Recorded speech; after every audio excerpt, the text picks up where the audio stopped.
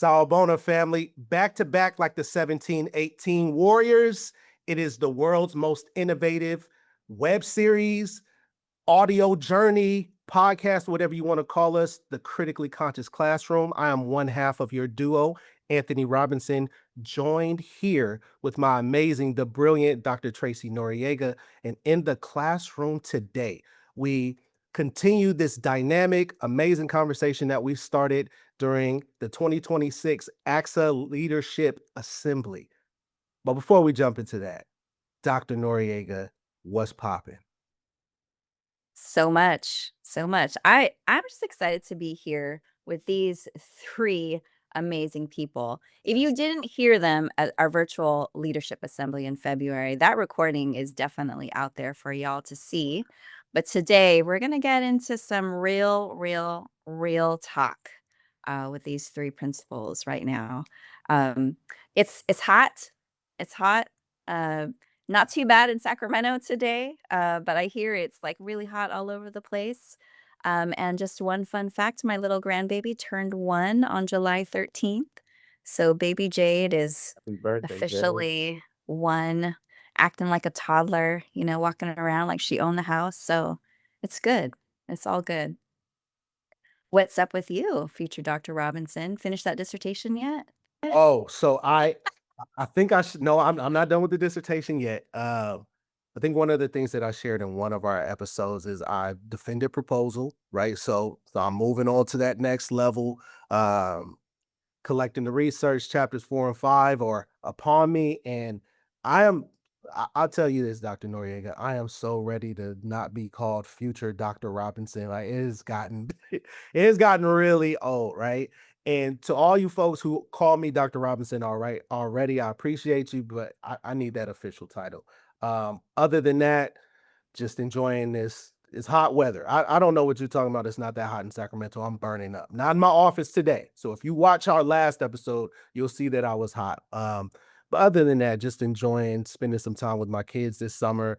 They go back in the next few weeks. I have 2 teenagers, so um, yeah, just enjoying these last few years before I become an empty nester.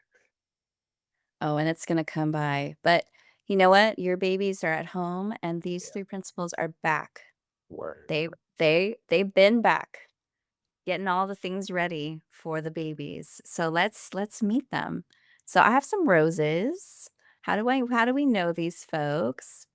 Imma start with, Dr. Myeshia Whignam. I believe we met at a Lead with Pride, conference when the amazing Dr. Julie Vitale brought her whole team, and you were part of that, and then summer 2025, you were at Summer Leadership Institute, right? Right? Yes, Yes. I don't yes, know what song you sang at karaoke night, but I know you yes, had a good time at the institute.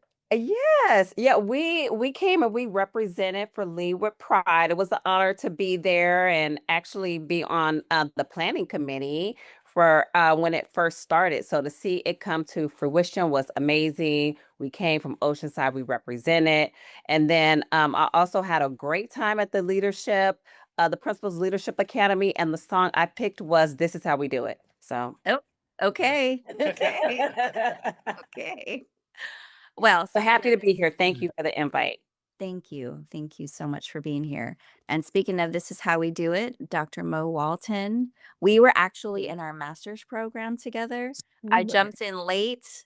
I jumped into to Dr. Walton's cohort, and but I'd also known of this amazing uh, Miss Walton while she was at James Logan High School activities director, and Yes, now kicking some booty as the Mount Eden High School principal. That's right. Hi, Dr. Mo. Hello, thank you for having me. And last but not least, oh, uh, one of my partners in crime, cohort 15, Disruptors, All right. Sacramento State, Dr. Marvin Reed, author of the Joyful Disruption Framework, and going into second year as an assistant principal. So we got some fresh eyes Oh yes, right here, ready to tell us all the things. So I think we're about ready to jump into it. we're ready to go. Let's go. Questions on me? Okay, that's fine. So, Dr. Wiggum, I'm actually going to start with you since Dr. Noriega started with you. So, I know she shared a little bit. You talked for a second. You're going to have to sing. This is how we do it for us. That's it. Uh, but if you could, just to spark this off, can you tell us a bit about your school, your community, but then also talk to us about your leadership journey and what are some things that folks might be surprised to learn about you as a principal? Sure. Yes. So, my name is Dr. Myeshia Whignam. I'm the proud principal of Lincoln Middle School in Oceanside, and we are a tight little community just north of San Diego, located by the military base. So, what's so unique about my school is that we get kids and families from all over the world. Since we're so close to the military base, and that just makes our school so amazing. It's like a hidden gem about 2 miles away from the beach. But we really serve a diverse community. We have about 68% of our students are Hispanic Latino, about 74% free and reduced lunch, a variety of different languages that are spoken. It's just an amazing place to be. I'm starting my second year off as principal. I came from the district office where I was the coordinator of diversity, equity, inclusion, and student supports, and that job was phenomenal. And it prepared me to come back to the site and do this amazing work that I'm doing here at Lincoln. And I would say my leadership philosophy really is centered around three things: equity, building relationships, and high expectations. And I really have developed those things in just my career journey as a classroom teacher, a TOSA, an assistant principal, district office leader, now principal. And all of that had helped me to develop what I call the 3 Ps, which grounded me and how I wanted to lead at this school. And my 3 Ps are presence, partnership, and purpose. And really, I really centered a lot of my decision making, how I listen to parents, how I collaborate with staff, and the community um, to help me get my feet on the ground with leading at a school site coming from the district office. So when we talk about my theme song being "This is how we do it," I just told you how. We appreciate you. Welcome to the classroom. Dr. Walton, I have the same question for you. Talk to us a little bit about your school, your community, your leadership journey, and what's something that folks might be surprised to learn about you as a principal? Sounds good. What's cracking, everybody? I am the proud principal of the Mount Eden High School in Hayward, California.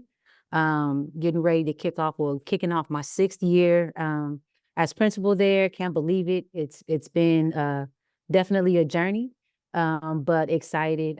We are the largest school in Hayward. We have a enrollment of close to 2,000. We get about 200 open enrollment students coming every year. It's a wait list, which is it's a blessing.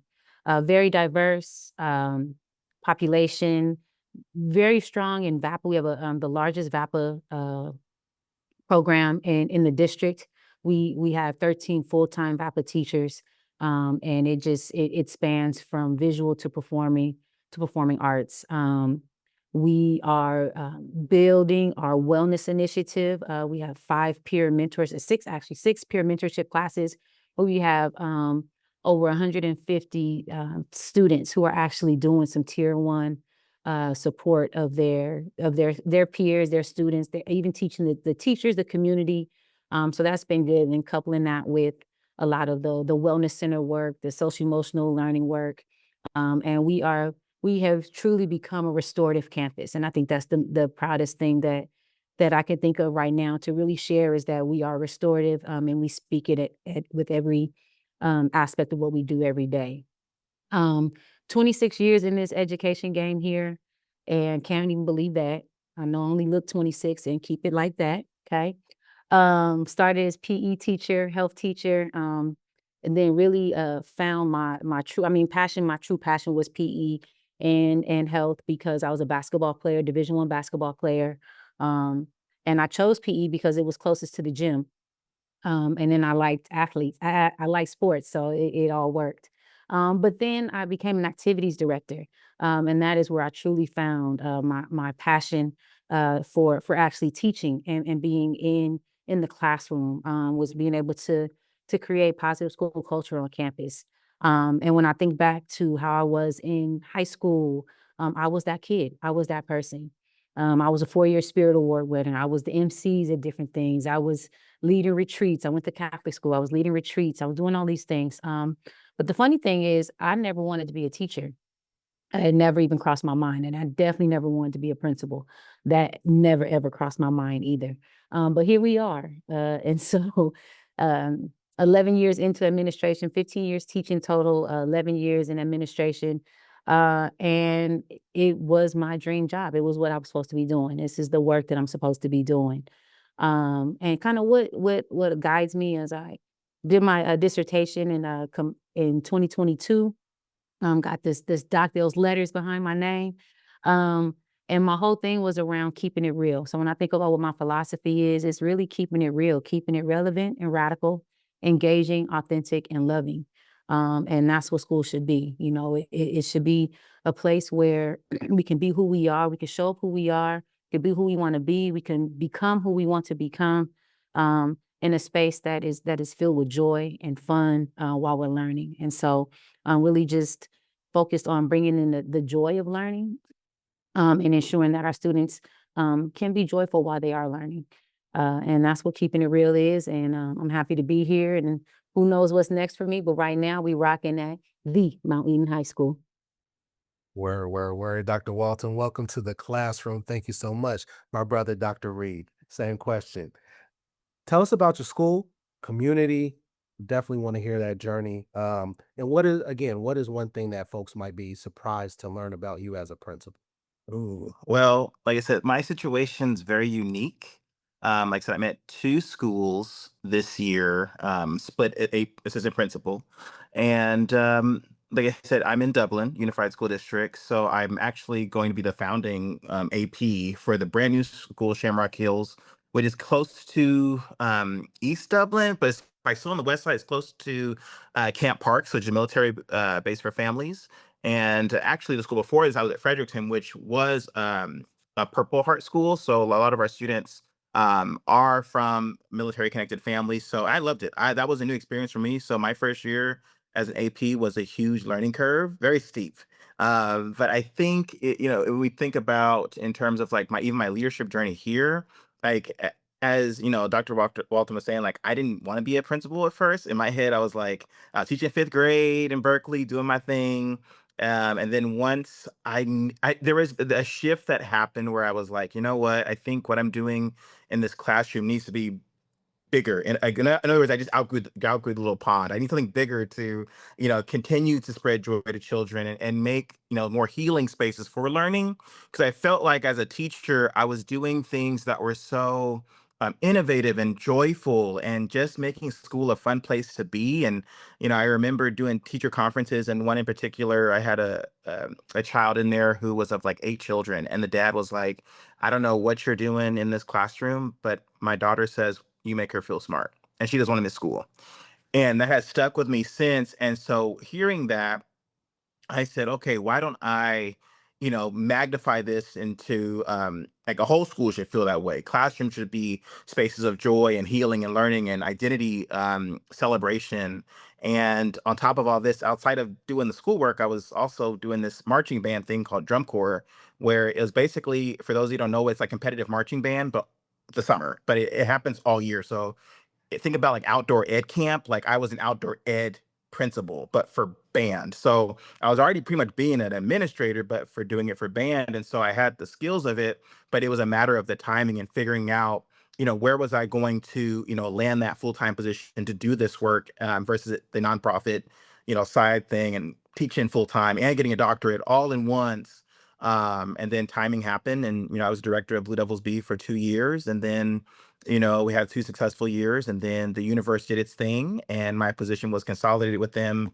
And so this is actually my first summer since 2010, not doing any summer school, summer band, just resting and healing and just focusing on being an assistant principal. So while it was a huge adjustment this year for that, not being on the grind culture so much and just finally able to rest. And especially with as a principal, you need rest for this job. I was able to do that and really connect with family and friends.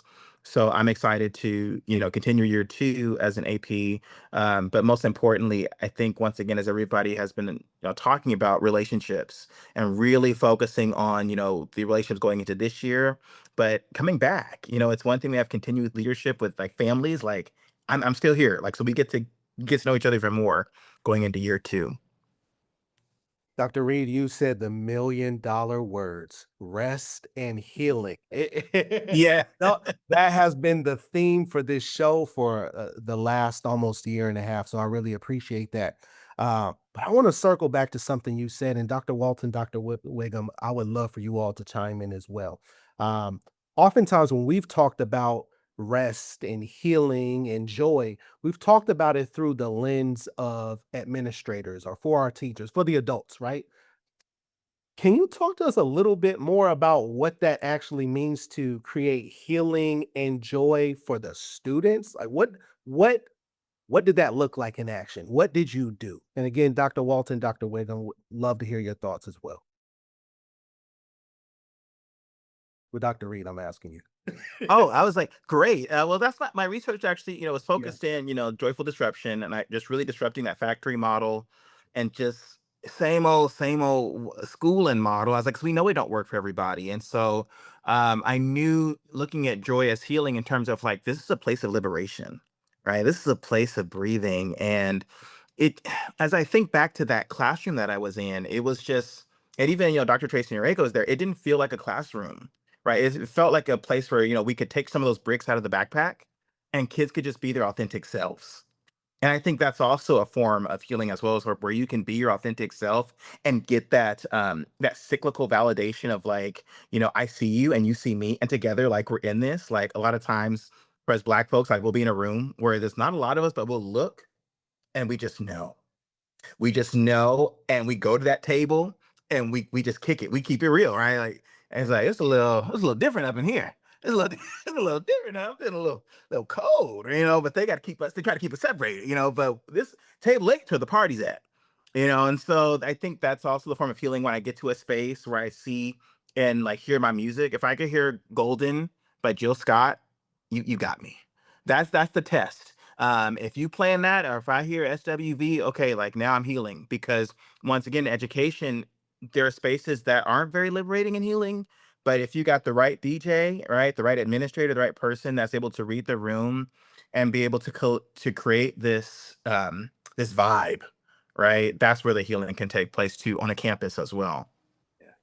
Yeah, I'm gonna jump in there because you spoke all my language. I heard all 90s R&B right there. And I have a Sonos Move speaker that I blast on my golf cart as I roll around campus um, all the time, and I'm blasting 90s R&B.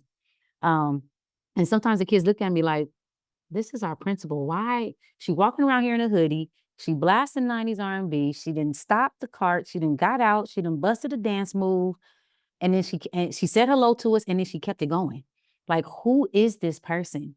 Um, and I think that's the biggest, I think, joy for, and which I hope for my students. I don't really feel like I get to see it or hear it or feel it as much because I'm the principal and they're the high schoolers and nobody wants to be with the principal all the time. Um, but what I hope is that it's just I present something that allows them to see that I can be who I'm supposed to be, right? A lot of times I know I thought it too, like the principal, you in a suit, you don't smile, you see, I don't know. I didn't really know nothing beyond that. And so for them to be able to see people who look like them in these roles, and then just able to just kind of be and kick it and not that it's ghetto or ratchet or anything. And someone probably like think that's like, oh, this is real. This is who I am. We rolling around here, and I want you to feel that. I want you to be able to feel like you can be who you are. I don't care what you want to be called as long as it's appropriate. I don't care, what gender you want. Like I don't care. We don't care. And I make sure that our staff understands that as well. Like let's let our kids be who they want to be so that they don't have any other barriers that we're creating to keep them from getting where they need to be. And so I think that that is huge and just really allowing students to really see like, oh, this is a different type of principal. These are different types of principals. I love coming to school every day. And I think the other piece too with them is that we've really built up, like I spoke a little bit about our wellness initiative and really have worked really hard to ensure that our students are able to advocate for themselves, to speak up for themselves, to have a safe space to be able to say, I feel this or I feel that.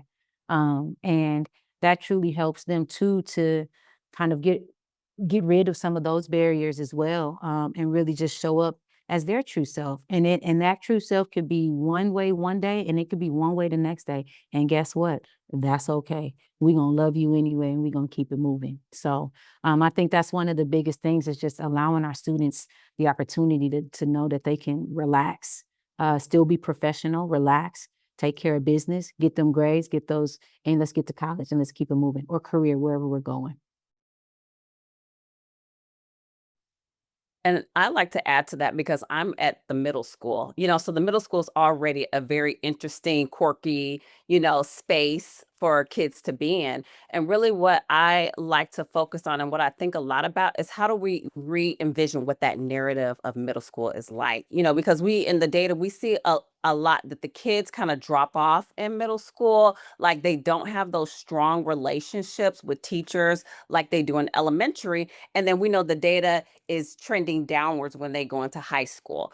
So if we know that information, what are we doing at the middle school to reverse that and change that experience? So really what we did here at our school, being the leader here, is we need to go heavy on the positive incentives and recognize kids for doing well, recognize kids for just being. And because we had a lot of positive incentives, we celebrated kids a lot. We were visible. We talked to kids. We had a 21% decrease in our chronic absenteeism. So kids, when they feel good, when you have that joy, they're going to come to school. Okay. And when they come to school, that is your opportunity to now fill their cup up with the academics. So just being able to have we celebrate the successes. I talk to my staff all the time, like, this is how we're trending. We're taking those baby steps. So this is what I need you to do in the classroom. The kids feel good. So let's celebrate that. Let's recognize that. So that's what I look for when we talk about joy, is just my kids feeling like they belong, and wanting to be here. All of your sites, all of your babies are so lucky to have you all as their site leaders. I'm just feeling like if I was superintendent of the state, which I'm not trying to be, but I just feel like proud mama right now. My goodness, and so for all the folks that are listening, I think that it's an opportunity to learn, right? Just to shadow you all, to be on your campus. I've been in Dr. Reed's classroom, a few years ago, and it felt really good, right? So I can only imagine what Mount Eden and what Lincoln Middle School feel like, right? Because that's a thing. Like, what does it feel like, right? I think that was definitely the sentiment I used. I asked when I was principal of my last school. But when I was principal, from 2006 to 2013, in the API days, right? Anybody remember what that is? Y'all were babies. The Academic Performance Index days. There's some things I think that continue on, and for sure that's about relationships. It's about affirmation of identity. But I do feel like the role has changed somewhat, right? And there's a lot more things that we have to be able to worry about and have to be able to address, and maybe even now have the permission to address, right? Maybe back then when I was principal, it wasn't the things that were top of mind or considered a priority, if you will. So in your experience, how do you think that this role of site leadership has changed over the last few years, and what do you think of site leadership today? I mean, you've explained a little bit, right, Myeshia, going into it with um, presence, partnerships, and purpose, right? Joy, keeping it real. But expand on that a little bit more. What does it really mean to be a site leader today? Well, the mayor of Hayward told me that I'm like the mayor of, like, my school is a mini city, and I'm like the mayor of Mount Eden. And when you think about that and you think about what all the mayor has to deal with, I'm assuming, it's everything: your social services, your ed services, your business services. Um, you're a medic when you need to be. Um, you're Uber when you need to be. It's I think, and you also aren't just educating students. You're also educating parents, and you're educating community. And so your role expands beyond just checking in these classrooms and seeing, is the learning happening? Are students are they joyful in here? Where can we work? Like you that sometimes it's like the last thing that you're worried about, because you come in and a catastrophe has happened, or like you have to be so flexible. Um, and I'm assuming that is a difference, because this is the only way I've been as an administrator, is this flexible person. But when you are the principal, it all falls on you.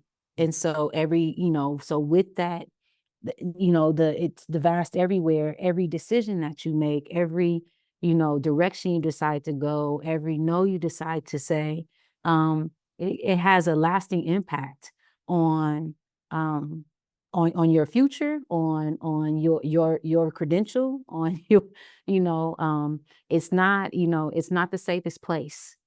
And I think that is, probably a space. I used to hear about principals being in a principal for like 20 years. I've been here 17, 18, 19 years. Now you hear 3, 5, and well, you've hit year 6, so you only really have about a couple more years, or maybe not, and you're moving to the next thing. And so, I think a lot of that too has to do with just the weight, of what's going on in our communities.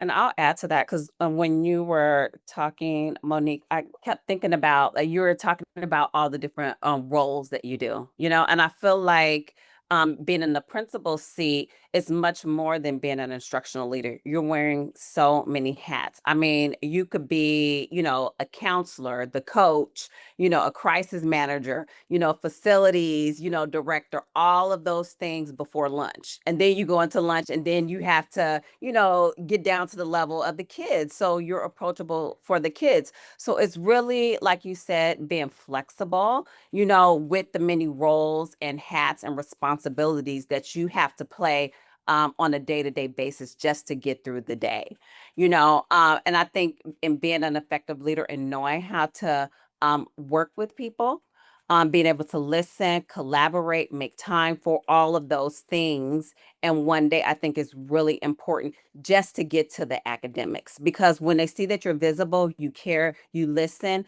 that builds trust. And then they will do anything that you need them to do in support of the kids. So I think that's one thing that what it really means to be a leader is being flexible, listening to folks, and just being dedicated to that's included in the work. It's necessary. It's interesting. Like, once again, we're all from 3 different levels, which is beautiful. And cause I'm at the elementary, but also the TK8 school. So now this year I'll get, middle school experience. But it's also, like I said, since last year was my first year as an administrator, like I said, flexibility and that's the biggest thing. And I think especially the mental health side of things is the biggest thing I learned. I had a EDBD, or counseling enrichment program at one school, and I had a SDC, and like just really seeing like how some of our babies just need is that mental health side of things. And there's some educators who don't, and administrators don't understand, like, hey, like right now so and so just needs space. And you have to, the biggest thing with, I worked with my principal, Miss Bethany Whitsack of ACSA 6. She was so supportive and just like patient with me, and just like the modeling piece of like, okay, she's going to show me how to support with an elopement, or with um we call it code purple, but like, let's say the evacuation of a classroom had to happen. Like, hey, I'm gonna take this first one. I just want you to watch because you're gonna. So she was giving me those opportunities to learn how to properly do this because I just didn't know. Like, it's one thing to, as we become administrators, we're taking all these tests and reading these books, but until you're in that moment with those children and just really assessing the situation, it's different. And so you have to be able to kind of like take the wave, I guess bend at the knees a little bit, like, okay, it's coming, like, and just be once again flexible, but you got to once again, like, what's in the best for that child in that moment. And the biggest thing I learned is that when children are in that dysregulation, a lot of times they just hope that you're there when they come back down the baseline because they don't know that it happened. And it just happens. You talk about the red, green, the zones of regulation, but sometimes it's just the black zone. Like they black out and then they come back and they don't know. So if anything, they're embarrassed and they just hope that you're there. So at the elementary level, I grew a lot in that. And then I think even with being a principal, the power, like as we were saying, the power of visibility, like you got to be present. Like I'm out there with the boombox and the mega, like if I can, especially once again, elementary, these kids try to copy everything they see in football, basketball, soccer on that. They think that 15-minute recess is the World Cup. And so all this fighting and pushing and there ain't no referee either. There ain't no, every kid is a referee they think. And so they call in plays and say, "No, you're out. No, no, no, no, you fouled me, but you the referee and you're the one who it don't make sense. But if I can be out there and call it, that Mhm. triplicate or that referral won't make its way to the office." So I'm like, I already dealt with it. No, we're not doing stop doing and the teachers respect you a lot more too, because they see you out there running. I ran the pacer too, so those that pacer test. I ain't done that in a while, but I was doing observation. So I was like, instead of me sitting there typing these notes, I'm gonna do it. And I had my running shoes on and everything. I got in there, so I didn't stretch, but I had to make sure I stretched before. And the kids were watching, and the teachers watching too. I'm also very competitive, so I'm like, I ain't gonna let these kids beat me, because then they're gonna hang that over me. So I was going back and forth. I got about 26 in before my heart started to like, okay, you need to stop. 26 is where I stopped, and it was that moment where the kids that trust happened because once again that humility, as Dr. Walton was saying, is like that's what matters. Like you've got like yes, I have a title, right? But as I tell the teachers, it's like, oh, you're the boss. I was like, no, no, you are I am nobody's boss. You are the boss of you. I just have a role and you have a role, and together we do things to make this thing work. But you a grown person. You are your own boss. I am nobody's the boss of me either. Right. I make my decision. I go home at night. I just have a role that I gotta do. But no, I am not your boss. You are the boss of yourself. And once again, we'll reflect together if something impacts the children. Like that's our role. Like they are our customers. They are the ones that we got to raise. And if something jeopardizes their future, then we're going to have a conversation. Right. We got to make sure. And that's where, once again, with my positionality, I'm aware of it and my privilege, but it's all in what's best for those children and those families. I think one more thing that is pretty interesting about the reality, um, people also think that the buck stops with us, and and we are probably the most middle managed that there is, because it doesn't. And there's all of these different, things. We put in this restorative practice, we put in this restorative model for our students, and we're, having courageous conversations with teachers to support students, ensuring that they can spend more time in the classroom than not. We have encouraged students to speak to the teacher, speak to the teacher first, speak to your parents, then come speak to us. And then when it gets to us, there are times where we can have those conversations with teachers and or staff members, and it works, and we're able to build some programs, some individual programs for individual students of what they need, not what our handbook says that everybody, whatever. But then there's some where this is my class, this is what I feel, this is what's happening. Um, and our students at times are like, and parents are like, well, I came to you and it didn't change, and so you start to, we were starting to feel like we had to act because our students were doing what we were asking them to do, but they weren't getting the results, or nobody was really getting the results that was needed. And that's where it's like, well, it's a bigger piece. There's a CBA here. There's district office administration. There's all of these different, the class rules and different things like that. And so, we just kind of circle back around and continue to hit, ways to support students in different scenarios through our staff meetings and different one-on-one conversations that we may have with the staff. But I think that's another reality is while we are the principal, the boss, whatever you call it, we are about as middle management as it can be, and really like we have a title. We have that title, and at times, things that we would like to do that we know works best will be good for our students and our community. Sometimes we just can't get to it immediately. And so how do you work through that and continue to um have folks feel like, you're down for them. You're about making sure that they have what they need, and understanding that, but also understanding that life be life in at times and things happen and we gotta navigate, we gotta pivot, we gotta do what we need to do to make sure that we're all taken care of. And so I think that's a hard piece too. I l I loved everything. I could just sit here and listen to y'all talk forever. Uh, but I love the common theme of flexibility. I love that all 3 of you touched on it. I love the visibility element, being visible, the student seeing you. I love, Dr. Walton, that you brought up restorative practices, right?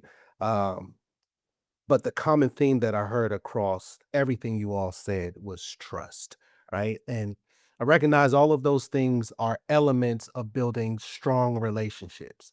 And I think we would all agree that strong relationships build strong school communities. Um, but at the same time, I think we all recognize sometimes the boombox isn't going to work. Sometimes riding around on the cart playing the SWV isn't going to work. Sometimes being the referee isn't going to work. So my question for you all is, and you all touched on this a bit. I know Dr. Reed, you touched on it through the lens of working with students specifically. Um, how do you build and maintain those relationships as well as ensure trust in difficult times with students, with your teachers and other staff members, with parents, and with the broader community? So I can answer that question. Um, I just first like to start off with I had coming from the district office that is there's an archetype of like what that role is, and then there's like a sense of trust that you have to reestablish going back to a site because my team saw me in one role and then coming to a school site they needed to learn how I was going to be functioning in this role and I had to bring down their barrier of big brother is watching type of thing, so I really wanted to make sure that they knew what type of leader that that I was going to be and how I was going to support them. So what was really important and important to me with building relationship with them was having some of those listening opportunities, so I made it a point to schedule one-on-ones, with the teachers before they even started back work and with my office team, so they had the opportunity, to ask me questions and understand what my vision was going to be. And then I also created those opportunities for the community.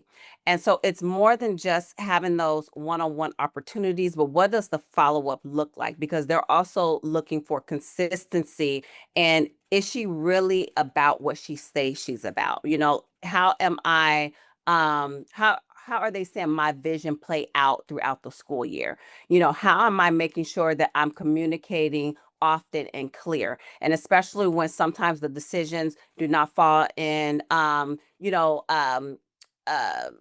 favor in what a teacher wants or what a staff want, but they know that it's centered around students. So having that ongoing communication, and that was something that was broken before I came to this site, but it was something that we agreed on as a team. And what I agree on personally, as a leader, that's very important to foster. One is to just make sure that I'm there to listen, two, follow up with communication, and three, that consistency. And that's what I follow when I'm working with my staff, when I'm working with students, especially because everybody's watching.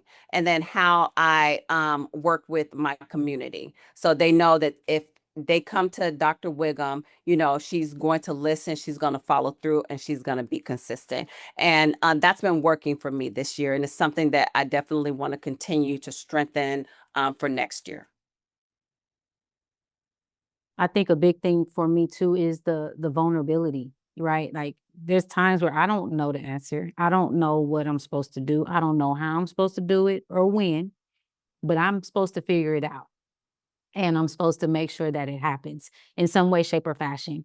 And so I think that just kind of being vulnerable in spaces, speaking your truth, and then I think spending a lot of time, folks, getting to know who you are as a leader, who you are as a person, because when you have to make these decisions, then if folks know who you are and they can kind of tell how that decision was made and why that decision was made, because they know the person who made the decision, and it might not have been what they wanted to hear or what they wanted done, but they trust the process because they trust me.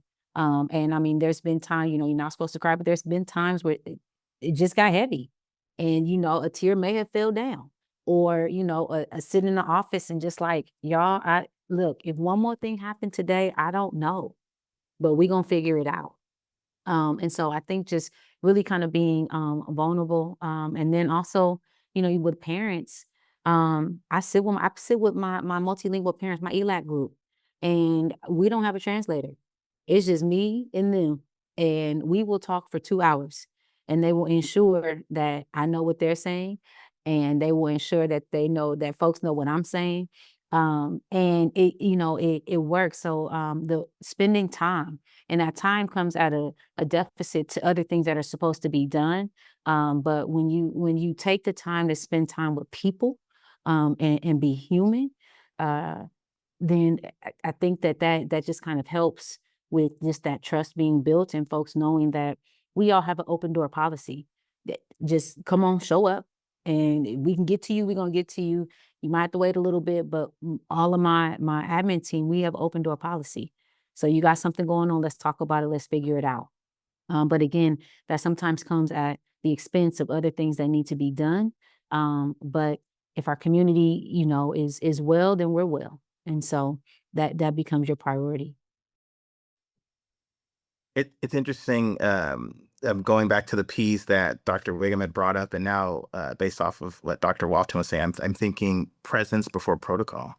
I think if we as leaders aren't present and just stick to do, okay, I got to go to, and we forget that we are dealing with humans and people and humanizing those experiences, and that's where trust is lost. And they're just going to just see you as just another admin who's going to be here for, 3 years and they're out. Like, you got to build the healthy relationships authentically, and that starts with being present. And then something it's made me think of too as a first year admin is like understanding like the boundaries too. Like, so I didn't have the traditional trajectory of like, okay, as a teacher, then like a TOSA or a teacher on special assignment, and then an admin. I just jumped straight to admin. So I really had to, and I'm still working on like those boundaries of what I can say, what I can't say, right? Because as a teacher, you can say whatever you want to say. As an admin, they're gonna go to you for the tea. They want to know like what happened with that fourth grade position. And I'm just like, I gotta have the amnesia approach. I'm like, I don't know. I never heard about that.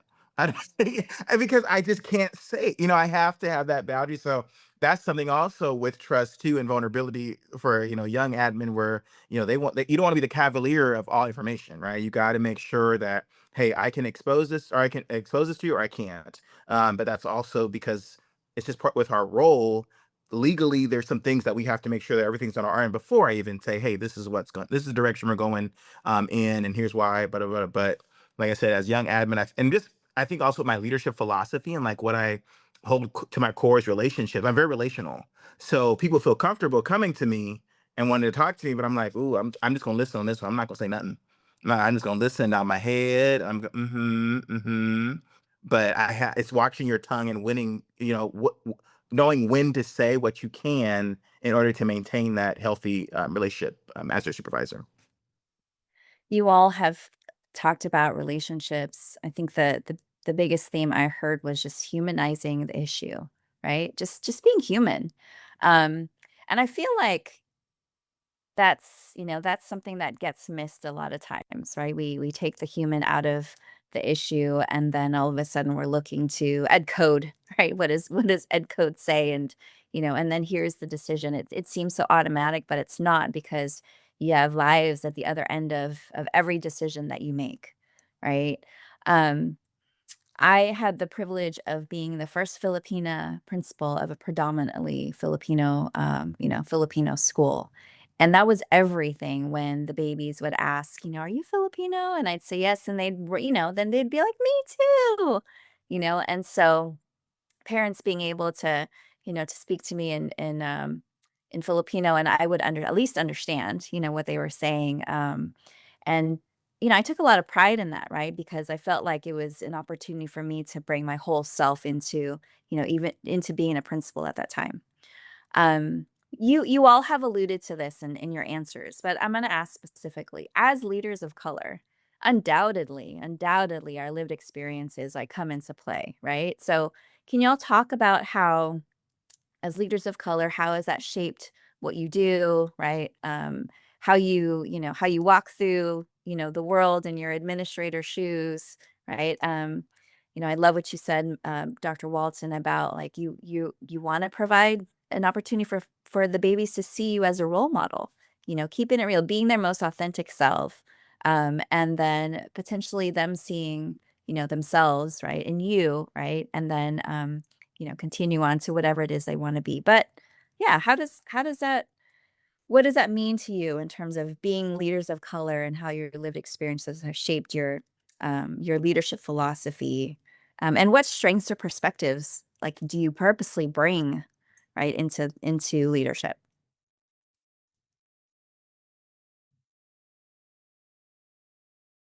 This is a good one. I think for me, especially in Dublin, where the population is very high, East Indian, Asian, um, it's really just, and just in general education, I think for Black men, in elementary school, disrupting the narrative, like it's very rare that there's a male, especially of color, in leadership at the elementary level. It's more secondary, but I think I get the jump start in terms of like modeling, explicitly modeling. I feel like I'm a very playful. I use play in an administrator. I'm a very playful principal.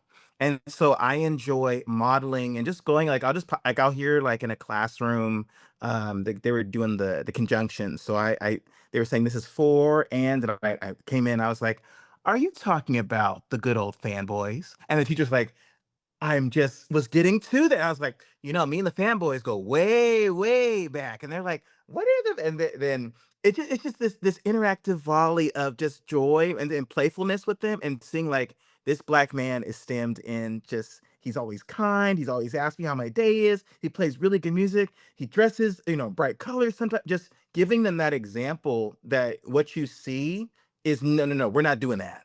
And even how, like, when I was even hired, they were like, "Do you want them to call you Mr. Reed or Dr. Reed?" Element. I was like, "No, it needs to be Dr. Reed," because that's the hidden curriculum there, where they only think a doctor is a white man in a lab coat, right? When you Google it, right? But then I say, yeah, I'm a doctor of making schools healthier, and I want to make sure schools are, treating you well and they're fun and you're learning. So I help make schools that, I don't want them schools to be sick, so I help schools and teachers. And then I was like, but there's other kinds of doctors too. They're like, they are. I'm like, yeah, you could be, if you like drawing, you could art history, you can do, and you can do it of engineering, you can do a lot of different doctors. And so it's already at the elementary level, they're already thinking like, oh, I really like reading. I want to be a doctor of philosophy. Like already giving them planting those seeds, so when the time does come, they know that that's an option. So I mean, that's how I leverage, my legacy, my lineage, in terms of like, hey, I'm disrupting the narrative, showing up and being authentically who I am in this space. And like I said, the music is so important to me, and exposing those kids to that. I feel like I use the music to reclaim the space. Like when I'm doing a presentation or something, that's how I ground, like you're in my world now, you're in my world. And so that's where it's just for everybody. And I know I've got them when I see a kid at the end of the day with their smartwatch, and they'll go to the speaker and Shazam it. I'm like, you could have asked me, let's return to the Mac. I could have told you that, you know? And I know. I was like, gotcha. So that's the hidden curriculum of the pickup and drop off. Marvin, you are so funny. And Tracie and Anthony, I hope that when you guys go to the next principals institute, that you tell them to get their boom box ready. That's on, has to be on the to-do list. Okay. Get their boom box ready and their 90s playlist ready, because that's like key to being a administrator. But to kind of add to what Marvin said, I really do feel like being an African American administrator definitely influences how I lead. And like you, Tracie, I'm the first African American Black female principal at this school ever. And this school was opened in the 60s. So I feel like a huge sense of responsibility, to like fulfill that. And I know that they are watching, and I know that they are curious. We have a small little summer program going on right now. And so I've made it a point to go down there every day just to see the incoming sixth graders and just to check up on my kids. So when I come in, they're like, "Who is this lady?" And I'm like, "Oh, I'm Dr. Whignam. You're the principal? I like your hair. I like your nails." So they want to get to know me. And this also gives me an opportunity, and I'm aware that it disrupts their narrative or perception of what Black women or Black leaders look like. I am very different than what they may see on TikTok on, like who a Black woman is, or that scary, or they're loud, or they're, like all of these different things. And for one thing, I am loud, but I'm loud, in a joyful way that's going to bring you in. And some of those stereotypes are misconceptions, to see us in a negative light. But me being visible on campus, me creating relationships, talking to the students, makes them feel more comfortable. And I think that's just my responsibility. And it also that's an access point for me too, to have those critical conversations with my staff, on those high expectations that I have, in my 20 years of education, on what our students need to be college and career, like on why it's important to disrupt the school to prison pipeline. And this is how, and this is why, we're going to do this. So I feel just a sense of privilege and honor to be in this seat, because I have a huge responsibility and task before me. And I know that being an African American woman of color, this is the skin I'm in, and I'm going to use it to the fullest while I'm in this seat. They said most of it. I think the biggest thing really is just being able to show up as who I am, and what that looks like. I have the absolute pleasure of having an all Black admin team, and so it's a blessing, and we love it, and it's we the Fab Five, that we just, that's us, that's who we are. Um, but it also comes with some stereotypes. It comes with some misconceptions of who we are. It comes with, oh, well, they just like to have fun. They show up, they all dressed alike. They come together, they leave together. It's this whole thing. And and also we deal with a lot of, well, they only care about the Black kids. Well, no, we don't only care about the Black kids, but we need to care a little bit more sometimes about the Black kids, because you obviously don't, because you made that comment and you're sharing that comment with other students and people, for it to go around. And so, we don't sit in those spaces and hold on to that. We continue to do us. And a lot of that is, what it means, what it was growing up in a Black culture, in a Black village. It's family, it's other mothering, it's village. We have a village. And I have two male APs, and two female APs, and myself, and it's a definite balance. And everybody has each have their classes, but the kids know all of us. And we don't just serve our Black kids, we serve all of our kids, and all of our kids get the love that the Black kids get, that everybody gets, because it's who we are. And I think that is one of the blessings of being African American and being a leader, is really able to put on display, just the love and the virtue and love that we were all raised with, in whatever way that looked like and wherever it came from. Um, and I'm the first. This has been a male heavy school as an administrator. So it's been males all the whole time, and for the most part, as the head principal. So coming in and bringing in that female perspective has been a 5-year challenge in really earning the trust, building the trust, and for folks seeing that it's a different type of leadership. And so, um, but being a Black woman comes with those challenges as well. And then being gay and being married, that's another piece that comes into this role of working with families who don't believe in gay marriage, or don't, you have to see who I am as a person, what I'm providing to you as a person, not necessarily what my personal life is or whatever, but what am I doing for you here? And so it doesn't matter what I look like or who I'm with or whatever. It's what I'm doing right here, right now for you, and taking care of whatever is going on. It's a blessing. It's a challenge, but more blessings come from those challenges than anything.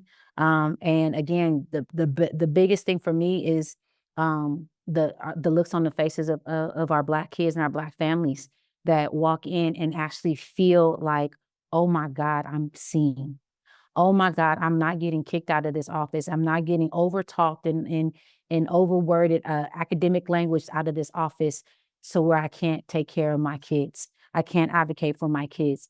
I think that is one of the biggest blessings, is to really be able to see that our Black families actually have agency when they show up on our campus, and it should be everywhere. And so being able to spread that is one of the best feelings. It- you all are dropping so many gems. You know what I really appreciate? And I've just really been sitting in this. So you all have done this twice, right? So you had the virtual leadership assembly, and you have this episode. Everything that you're sharing is not just a part of history, but all of your words are going to outlive all of us. And that is just, that is so amazing. This has been a gift. So here's the question I do want to ask you all. With everything that you've shared, both here previously, if you had the opportunity to speak directly to every superintendent and district leadership team in California, what's one thing you would want them to better understand about supporting school site leaders?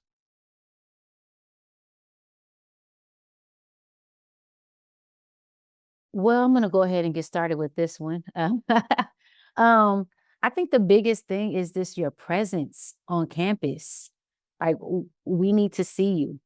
We need you to show up, not just for, and this is no offense because it's busy and I get it. I need to do better at getting in the classroom. So I definitely put forward, what are some of the things that I know as a principal I need to do. But school sites, our superintendents need to spend more time at the school sites in many ways to really be able to understand what the needs are, what's happening, what's happening good, not just waiting to see what the data shows when it comes out, or oh, somebody's going to be there today, so I need to make sure somebody gets over there so that we are showing that we are present. Because again, I get it, I understand the busyness, but there's so many things that are happening on campuses that I think that um, when you get to the district office, that we kind of lose sight of those day-to-day functionalities and logistics um that site leaders need support with. And sometimes again, just showing up knows that there's somebody that's on our side, because it tends to be sides, right? You got the teachers and then you have the administrators, and there tends to be sides at times. But to show that, we're here for you too. And we're here for you. We're here for our students. We want to see what's going on our campus.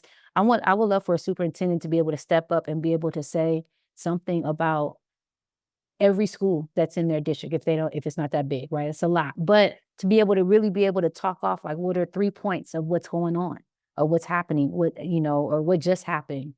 And again, that might be a lot, that might be a huge ask, but I think the biggest thing is showing up. Is just being there, shutting your calendars down and saying, hey, we're gonna head over here to Mount Eden today for about 20 minutes. Forget that our meeting is at Mount Eden. Our meeting is at Lincoln today. That's where our meeting is. We're gonna get over there and we're just gonna be. And make sure they bring their dancing shoes because they probably gonna hear some 90s R&B when they get there. But I think the biggest thing is just really just showing up, and so that we continue to feel like we are a team. That might get me in trouble. I know some superintendents gonna be watching this. I love y'all, but No, teamwork makes the dream work. I was gonna echo that. I was like, just visibility. I think even for like young admin to see, because in my head, and I'm just like gamifying this. Like if you're at that high of a level, you can go into any classroom at any moment and take off. In my head, I believe that if you're at that high level with that high of a salary and that high of responsibility, that means that if you should be able to show me a think, pair, share. You should be able to show me a gallery walk. Like you have all the greatest hits. In my opinion, I think like whether it's easier to go from elementary to high school, but higher. But anyway, I just think that at that level, just take a day. I just take a sub day and just go to a campus. And if you are a single subject and then you became an admin, okay, then go to the high school. But if you have a multiple subject credential and you've taught elementary school, take a day and just be at a site and go teach something. Just be visible in there and reflex and refresh those chops. Because even for us as admin, at any moment, I got to cover a class and okay, let me teach this phonics lesson. Let me reteach rows and columns, arrays, and all. I got to be able to do it. So I think the higher you go, you still got to be able to get back to that classroom too. For me, I think I echo what Marvin and Monique said, and I would just say for my superintendent or any superintendent listening is to continue to support your principals as people. I have a great relationship with our superintendent where I feel like it is a relationship built around trust, coaching, communication, and her belief in her leaders that she has hired to lead schools or lead departments in our district to be able to speak to the work that we're doing at our sites. And that's kind of like how I got connected with Tracie, because our superintendent really trusts her leaders to be able to articulate and speak to the work that they're doing to support their students, their community, and their families. So because I think she has just a gift in seeing people, seeing her principals as people. I think it's really just created a welcoming place to be able to work and thrive and learn and grow and feel like you can take those chances and be vulnerable, like Monique said, in your leadership, and feel like the decisions you made there, she's going to back you up. So. And I think one, because we focused a lot on the classrooms, which is a big space, but we also have our custodians and our campus safety officers and our office staff that also need to be seen and heard and valued, and showing up just to say, "Hey, how you doing today?" Or let me clean this classroom with you one good time. And I've had a superintendent come, and we have videos of them cleaning baseboards during summer cleaning with one of our custodians. I think that it's their presence on our campus. It definitely impacts what's going on in the classroom, and it gives love to our students and our teachers.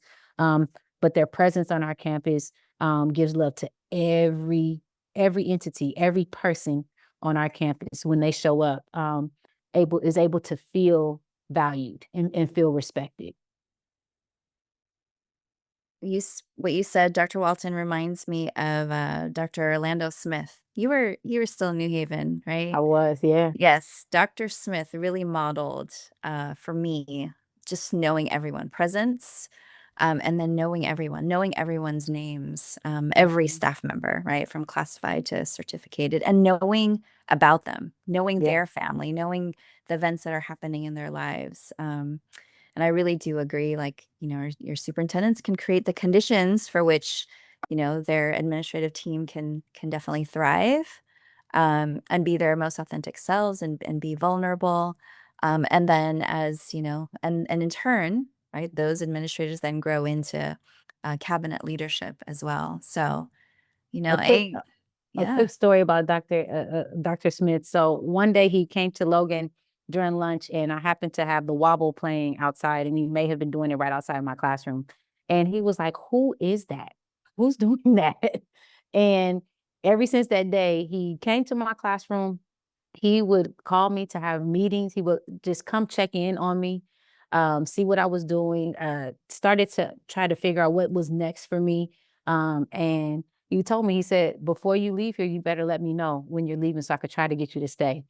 And it was pretty cool. But just that of him being there that day, that moment that I played the wobble out there, it developed. We developed a relationship to where he truly connected with what was going on, and ensured that he was trying to grow, an aspiring leader at that time, an aspiring teacher.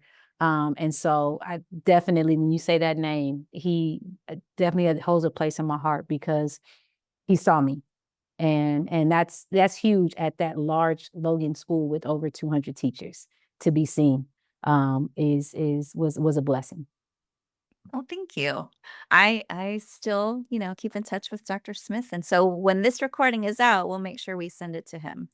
I do agree, right? In terms of like, yeah, superintendents, district office folks can definitely make a difference. In one way or another, especially creating those particular conditions.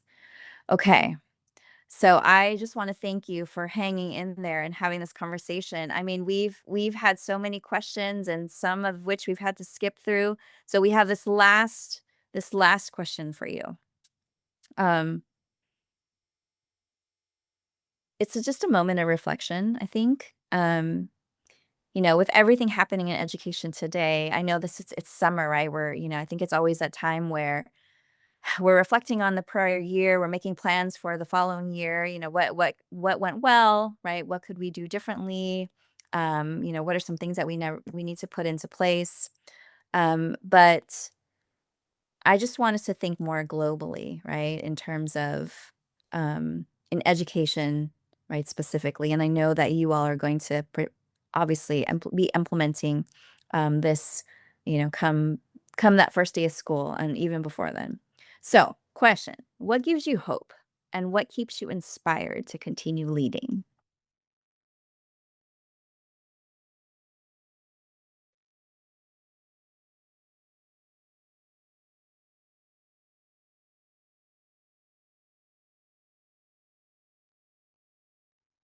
I think what gives me hope is just my desire to keep humanizing the space. There's so much that's going on in the world, and it just changes. So much happens, but it just changes in how it really impacts and affects what's going on. Um, but I think that what gives the hope is that we've been in some of these places before, and we've made it through, and we got to the other side. And so now we're back in these spaces again, and we're going to get through, and we're going to get to the other side. Um, and I think with each catastrophe or whatever it is that's happening, the humanizing piece of seeing people, of seeing schools going back to more of being a humanizing space, a space of community, a space of culture. I think that is what is the hope, because it provides an opportunity for me to continue to be creative in how do I humanize it even further? How do I take it to the next level? Um, and so I think that that's the biggest thing, and just knowing that we're resilient in the ways of where we keep bouncing back, because we have little people who are looking up to us, to make sure that their schooling, their education, is one that they can look back on and love, and hopefully get into and decide to become teachers and to get into education. And so I think that's the hope, is really seeing, who got next in this space. For me, I would say my hope is that for everybody that enters this space, they leave in a better place than when they entered. And that goes for my students. I want them to come in one way and then leave and go on to high school with all the tools, relationship experiences, knowing that they have adults that care about them, that will prepare them for their next opportunity. And the same with my staff. And myself as well as a leader, I feel like this first year has been a lot of learning, so I'm hopeful that all of that learning and experience, the trials, tribulations, the good things, the bad things, is going to help me become a better leader going into year two, and that we can really make Lincoln. It has a lot of untapped potential, but just make Lincoln be the community school and a safe space for students. So. Wow. I'm like, how do I follow up with that? That's so good. I just want to echo everybody saying it's like, how can we make sure that, all of our village, the families, the students, and the teachers, had the best years possible at our school, and they can feel proud of education they got with us.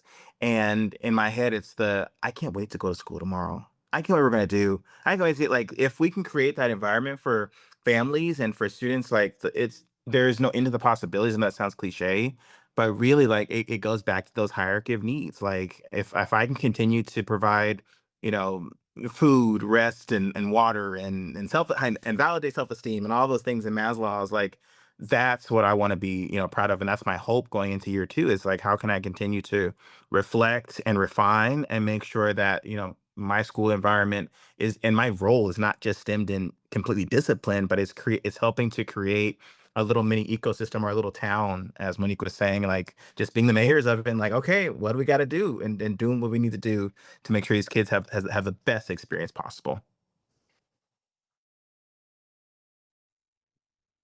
Well, there's no better way to end this episode than with what you all just left with us. Um, I start every episode with a phrase, a Zulu phrase, um, sawubona. And sawubona means two things. It means hi, but it also means I see you. Dr. Wiggum, Dr. Walton, Dr. Reed, I see you. And after sawubona, I always say family, right? This is family. So I appreciate you all being kinfolk, showing up and being who you are in this conversation. Um, you all are really our ancestors' dreams manifested. You all are doing some amazing work if no one else has told you. Um, but those of you all watching, listening, however you're accessing this, run this one back. This is one worth listening to a few times, but also listen to our previous episodes. We had Dr. Nellam on last week and watch all of the episodes or listen to them before then. Um, this is episode 2 of the Critically Conscious Classroom Summer Edition. We're having a great time. We're having fun. We'll catch you all on the flip side. Oh, before we catch you on the flip side, if you haven't already signed up for our Equity Center Leaders Academy, Dr. Sharina Betters is our director of that academy. Go ahead and sign up. If you don't want to sign up, tell somebody else to sign up, sign somebody else up, pay for them, whatever you need to do, because we need more leaders like these folks you just heard from. As always, we love you. We appreciate you, Sal Bona, and we'll catch you on the flip. Peace. Peace. Take care, y'all.